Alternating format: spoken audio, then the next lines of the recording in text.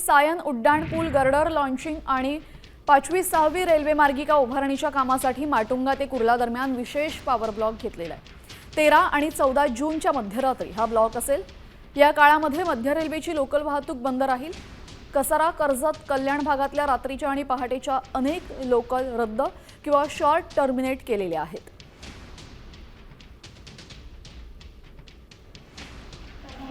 तर 13 जून मध्यरात्री 12:45 पासून पहाटे 3:45 पॉवर ब्लॉक असेल। 14 जून रोजी मध्यरात्री 12:10 पासून ते 4:10 ब्लॉक असणार आहे। यासह ब्लॉक दरम्यान माटुंगा ते कुर्ला स्थानकांदरम्यान लोकल पूर्णपणे बंद असेल। 13 जूनची शेवटची डाऊन लोकल CSMT वरनं रात्री 11:34 कुर्ल्यासाठी सुटणार आहे।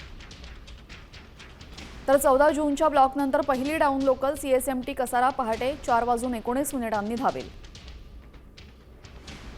अनेक लोकल कुर्ला, परळ किंवा ठाणे स्थानकांवरच थांबवल्या जातील।